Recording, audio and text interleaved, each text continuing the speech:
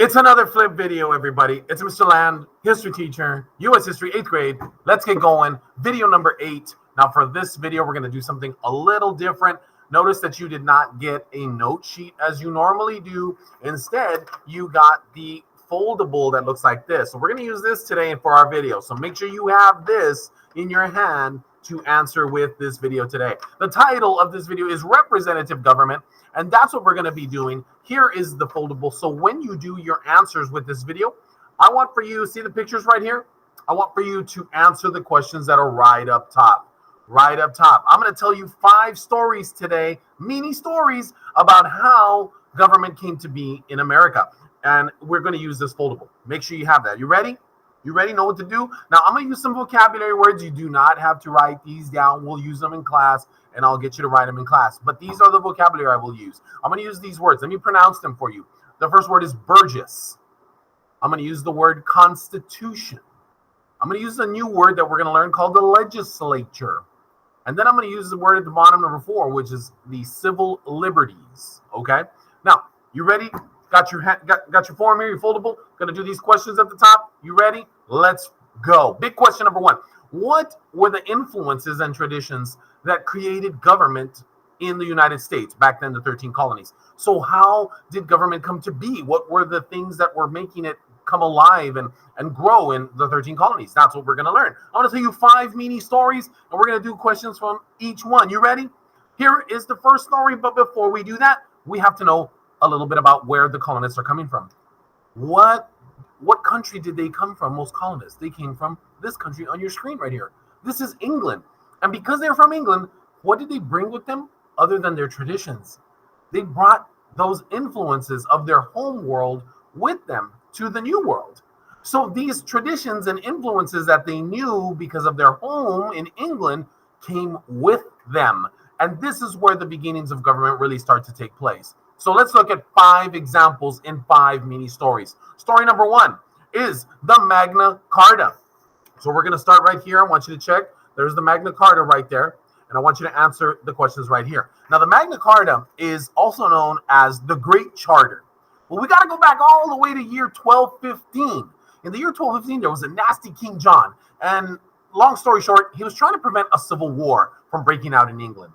So he very unwillingly helped create and sign a document that he called the Magna Carta. Now, what was the point or the purpose of the Magna Carta? It was going to limit his power as the king. It's going to limit his power as the king. So now, without his very wide, broad, strong king powers, he couldn't just simply abuse the people that he was sort of abusing at the time, which were the English nobles. So his limits were going to make him weaker as a king. Do you see the picture of the king crying right there? See the picture? And then you see the peasants in the little corner. See how they're dancing because they're very happy because now the king can't abuse them. Now, why do we pay attention to this story so much in government? This was the first time in history that we have a record of a king actually trying to conceal and limit his power a little bit. Now, these rights that the people were now getting from this limit of power, these rights are known as civil liberties. Do you see the box there? It's just a little word that we need to learn to use in the topic of government. The people were gaining more rights, or what's another word here I'm going to use? Civil liberties. Correct. Okay. Write those answers that you need at the top of your Magna Carta story. And we're going to go on to story number 2 because I'm going to keep it short today. Story number 2 is going to be right here, the English Bill of Rights. You ready? Now, the story of the English Bill of Rights, not too complicated, but before we go on, you have to know what this place is. Do you see this picture right here? Do you see this famous building that sometimes we see in movies or TV shows with English people? Oh, with the little pinky drinking the tea there. Now, what is this building here? This is a very, very famous building in government, except it's in England. It's in England. It is called Parliament. And you see that big clock right there? That's the famous clock called Big Ben. This is the building called Parliament. Now, what do you have to know about Parliament? Well, you have to know what it is. It's a building where elected officials in England, they go to work and they meet to work on the country's problems. Kind of like in the United States, we have the Capitol Hill where all the representatives go. But in England, theirs is called Parliament. Now, Parliament is important to government because that's where a lot of these ideas of government are coming from in America. Parliament is an example of something that we call in government. Look at that word in red right at the bottom right. You see it? Parliament is an example of something called a legislature. A legislature is a body or a group of elected people that come together. So, Parliament, you got it? You ready? So now let's get to the story of the English Bill of Rights. What is the English Bill of Rights? It's a document like the Magna Carta. The difference is that it was written in 1689, and the group called Parliament, which was those elected officials, those tea and crumpet-eating Englishmen there, they wrote Parliament. They wrote the document, the English Bill of Rights, in 1689. Parliament did. Now, what was the document saying? Well, in short, to keep it kind of short, the document basically gave citizens more rights. What rights did it give them? Look at the bottom. You see those three boxes there? It was giving citizens more freedom of speech. In other words, not afraid to speak. Banning cruel and unusual punishments, and it was limiting the power of the king and queen again. So now the people are even more happy. See the cringy happy citizens? Because they realize that the king's powers and queen's powers, because there was a queen too, they are starting to kind of rein those powers in, bring them in, and keep them from abusing them. What were those rights that I called? Now the people have more civil liberties. Now the people are more happy. Yes. Let's go to this third one here.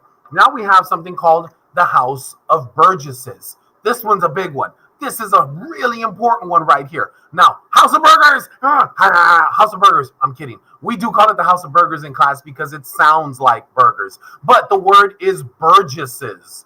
What is a Burgess, you're asking? Well, before we get to that, this is a literal house. Do you see it in the picture on the right? This is a literal house. It stands in Virginia. Guess what colony it's in? It's in the most famous colony that was the most successful, the first one in the New World. It's in Jamestown. It's in Jamestown. And the house is a place where the Burgesses would meet.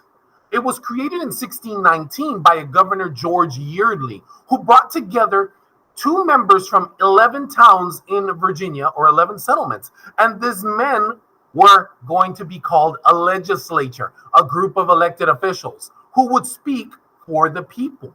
Now, these men were called Burgesses, and they would sit and talk and decide the fate of what could be done to improve the community for the people they represented.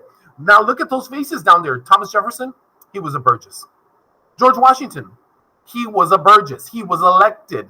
He was an elected official. Patrick Henry holding his burger going, give me liberty or give me death or a hamburger.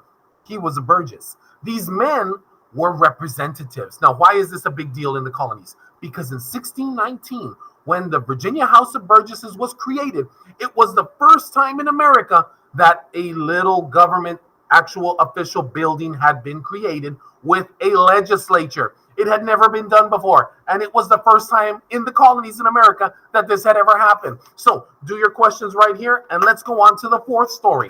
The fourth story, we know this one. It's the Mayflower Compact right there. This one's going to be an easy one. So the social contract, that was the agreement, right? The Pilgrims agreed. So the Pilgrims signed this document in the year 1620.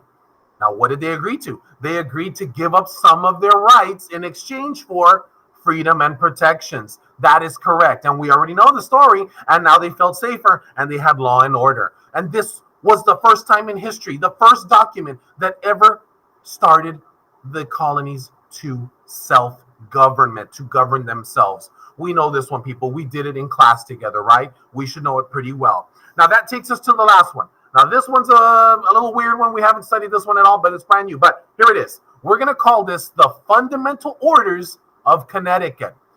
Fundamental Orders of Connecticut. What is this? Well, let's start with who created it. That's my man, Thomas Hooker, right there. Funny name, I know. Now, he is the founder of Connecticut. Now, he was a Puritan, but remember, he left Massachusetts because he wasn't happy with the Pilgrims and the Puritans. Why?